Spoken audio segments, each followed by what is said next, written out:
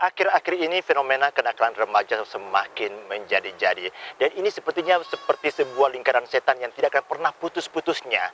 Ditambah kemudian juga gerbang komunikasi yang semakin luas. Dan tentunya juga ini membuat kenakalan remaja tidak akan ada henti-hentinya. Dan para pakar dan maupun juga para psikolog ini sampai ini tidak akan pernah berhenti bekerja karena selalu meneliti akan persoalan kenakalan remaja seperti ini. Nah, dalam hal ini kami akan mengundang salah satu narasumber yang akan berbicara tentang yang namanya kenakalan remaja di program kita hari ini, yaitu di Kilas Psikologi. Dan hari ini kami mengambil tema orang tua dan remaja. Jadi paslah di sini ya, orang tua dan remaja gitu. Hai Mbak Dea, apa kabarnya? Boleh. Alhamdulillah, nggak apa-apa ya, baik. wajah tua tapi hati remaja gitu ya. Gitu dong, Ya? semangatnya remaja. Mbak Dea, kalau kita duduk di sini, Mbak Dea mendapat kesan seperti apa kalau kita duduk di sini? Fresh ya? Fresh ya? Santai, ini di Jembatan 1, Iya. di Dendang Melayu. Mungkin begini juga sebenarnya yang diharapkan remaja, tenang, teduh, tapi full fasilitas untuk berkegiatan. Oh. Di Ya. sini sebenarnya remaja mau apa aja bisa. Mereka Sayangnya jauh loh. tersalur lah gitu ya. Tersalur harusnya ya. Jadi Kalau tempat-tempat seperti ini banyak di Batam, di dekat-dekat dengan perumahan mereka, itu akan sangat bagus dalam membentuk, bukan membentuk ya, tapi memberikan fasilitas kreativitas Berarti mereka. kenakalan remaja itu banyak akibat karena tidak tersalurnya keinginan mereka. Benar demikian? Mbak Iya, Dea?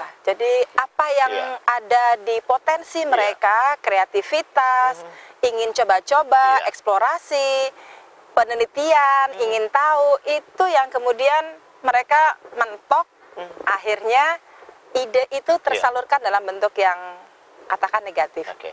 Mbak Dea, hari ini kita mengangkat tema orang tua dan kenakalan remaja. Berarti ini ada hubungan ya, orang tua, remaja. Dan kalau ada remaja ini yang nakal, berarti ada peran orang tua di sini. Benar nggak demikian? Kalau lihat dari bahasa yang tadi Bang Rey sampaikan, orang tua dan kenakalan remaja. Ini maksudnya orang tua yang punya kenakalan-kenakalan seperti remaja, atau gimana nih? Orang tua kemudian dan juga punya anak yang remaja dan nakal. Oh gitu ya. Gitu. Nah, jadi nakal remaja ini, nakalnya sang remaja ini ada besar pengaruhnya sama orang tua atau kenakalan ini tumbuh sendiri? Ketika dia disebut remaja, maka pasti ada di sekitarnya tuh orang dewasa. Oh. Salah satu bagian orang dewasa adalah orang tua dia, seseorang yang dekat dengan remaja. Nah, ini yang jadi lingkungannya remaja. Kalau tadi ditanyakan, nih remaja niatnya sendiri atau karena lingkungannya, sebenarnya yang paling berpengaruh itu lingkungan. Tetapi tetap saja ada bawaan, karena begini Bang Rey. Sebenarnya di setiap manusia itu ada unsur etos thanatos gitu ya. Ada hatutnya hidup, hatutnya mati. Artinya gini, kita kan makan itu untuk hidup, terus bersenang-senang, bermain, ngobrol itu untuk hidup. Di sisi mati kita capek, ingin tidur, terus emosi kemarahan, thanatos gitu ya, arahnya ke mati.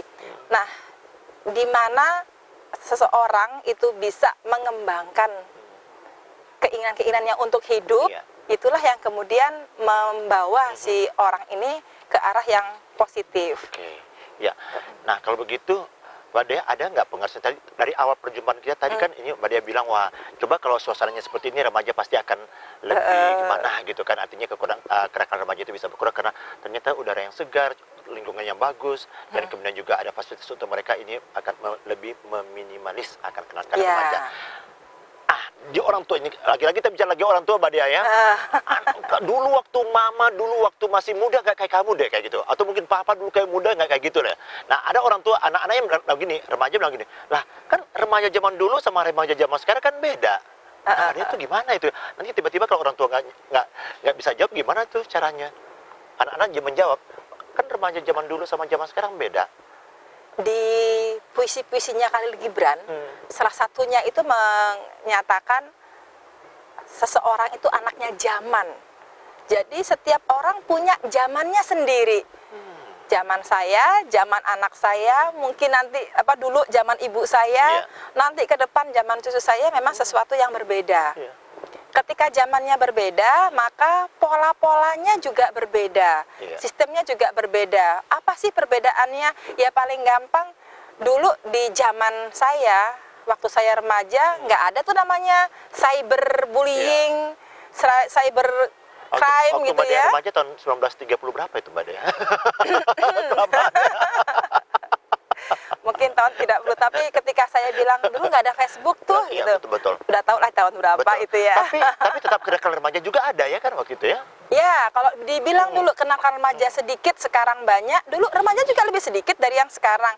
Jadi perbandingannya sebenarnya bukan apple to apple ya. Dulu sedikit, sekarang banyak. Dulu tidak ada internet, sekarang ada internet.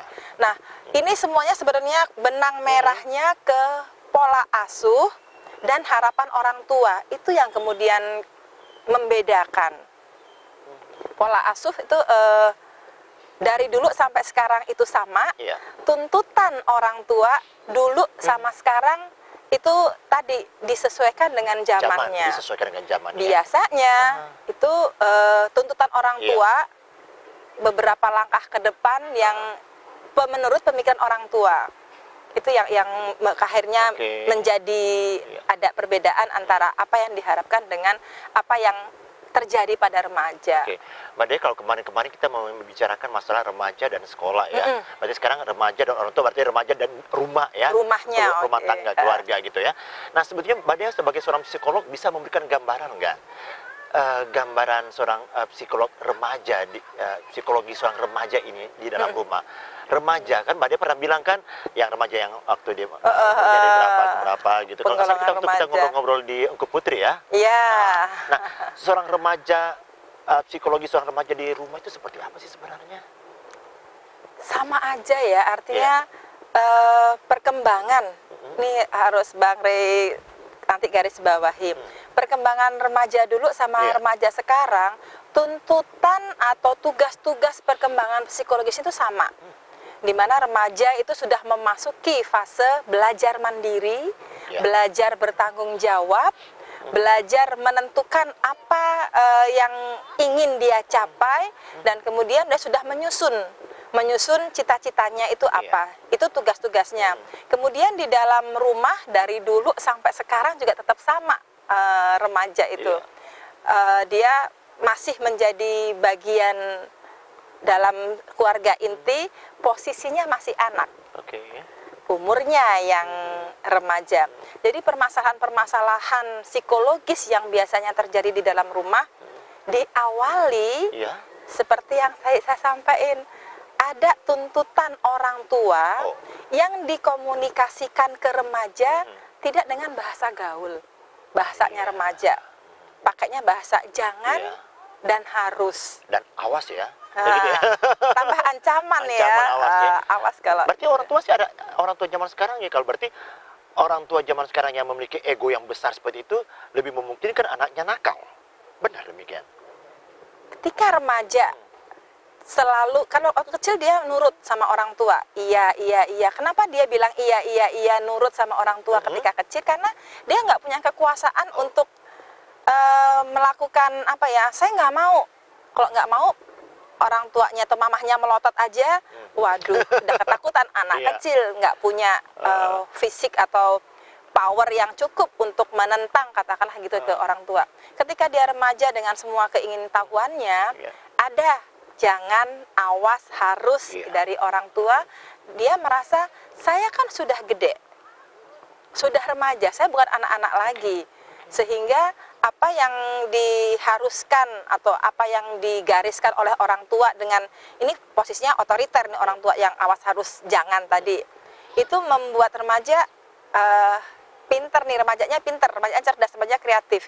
Di depan orang tua bilang iya aja deh, di belakang terserah gua, atau frontal sekalian, enggak, pokoknya enggak mau, meskipun di dalam dirinya bilang benar juga ya apa yang diomongin orang tua, tapi karena saya kan sudah gede nih, enggak dulu deh jawabannya gitu.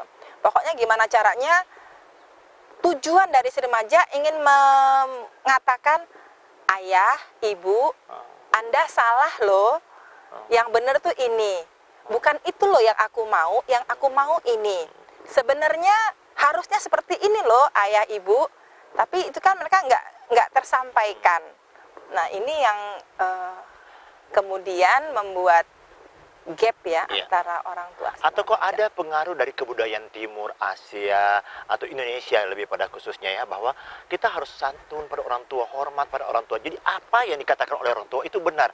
Nah mungkin kalau ngobrol sama Mbak Dayan, mungkin kayaknya orang tua juga harus introspeksi diri juga kayaknya dengan anak-anaknya sendiri. Artinya harus belajar mengakui kalau orang tua juga ada hal-hal yang lalai dan dia abaikan. Benar nggak Mbak Dayan seperti itu? Lebih rumit ya kalau ngomongin orang tua dan anak ya. Iya benar ya. Mbak Dayan kalau agak susah aja, ini pasti pengalaman pribadi deh di rumah. Kita simpelin aja ya, sederhanakan aja. Sekali lagi memang kalau kita bilang sebenarnya anak itu cermin dari orang tuanya. Remajanya ini, kok remaja saya begini ya, itu nggak ujuk-ujuk. Tapi ada perjalanan belasan tahun sehingga dia seperti ini. Nah belasan tahun ini kan remaja sama orang tuanya. Iya. Harusnya orang tua tahu kenapa kok anak saya seperti ini ya. Ujuk-ujuknya lihat sama diri sendiri dulu ya. Nah itu dia, introspeksi apa yang sudah saya lakukan selama ini. Tapi cara kan orang tua yang kayak gitu, introspeksi diri, dia selalu menyalahkan anak. Saya kan orang tua. Dan itu kayak lingkaran setan. Jadi orang tua nyalahin remaja, remaja nyalahin orang tua akan bilang dulu papa itu, balik ke dulu. Remaja bilang itu kan dulu saya kan hidupnya akan datang. Kalau ini terus-menerus diperdebatkan, maka kalau bahasa Ray tadi orang tua tidak introspeksi, maka ya udah bulet aja, nggak tahu akhirnya ya. Seperti bom waktu mungkin ya. Bisa jadi bom waktu atau ketika si remaja ketemu dengan lingkungan baru, dan dia merasa nyaman. Dia merasa nyaman, itulah dunianya akhirnya. Dan dia mudah menggunakan topeng di depan orang tuanya dengan budaya. Oke, Pak, oke, nurut ya. Dia sudah punya lingkungan yang menerima dia. Apapun itu ya, nanti bisa positif bisa negatif lingkungan ini. Tapi untuk dikatakan berbakti sama orang tua, kita pakai yes deh gitu loh. Nah, yes apakah dengan alasan yang telah Mbak Dia katakan tadi itu, apakah karena sering kan misalnya kita yang sudah dewasa pasti kan udah nggak lagi melalui itu selain berantem sama orang tua pun sekali-sekali. Tapi paling banyak kan remaja ini paling banyak berantem sama orang tua di usia-usia remaja ini. Orang tua dan remaja paling banyak berantem. Kenapa kok bisa kayak gitu ya? Gini, tadi saya mau ngurusin dulu. Kita memang akan fokus ke remaja banyak yang berantem sama orang tua. Saya setuju kita akan ngobrol dari situ. Tapi tadi kalau dibandingin, kalau kita sudah dewasa ini jarang ya berantem sama orang tua kita. Banyak loh. Oh masih banyak. Banyak. Kita ngobrolin ya. Kenapa bisa gitu? Konflik sama mertua gitu. Konflik yang anak mami, saya sudah tua, sudah punya keluarga, tetap orang tua saya ngatur dan seterusnya. Itu tetap ada. Dan masalah itu juga kalau dibandingkan dengan remaja nggak kalah sedikit. Jadi bisa dikatakan itu masalah, tapi kita fokus lagi ke remaja ya. Jadi bisa dikatakan kuncinya sama orang tua ya? Sama Mbak Dia bilang kan remaja sekarang itu kan adalah gambaran cerminan dari orang tuanya. Iya. Gimana? Berarti kita harus punya orang tua yang unggul dong Mbak Dia ya? Kalau mau jawaban singkat, benar. Benar ya? Benar. Jadi memang iya, kuncinya itu di orang tua. Karena sekali lagi ketika anak lahir, itu seperti kertas putih. Terserah dong saya yang punya kertas mau jadikan apa. Saya tulis-tulis, saya buang, udah terserah.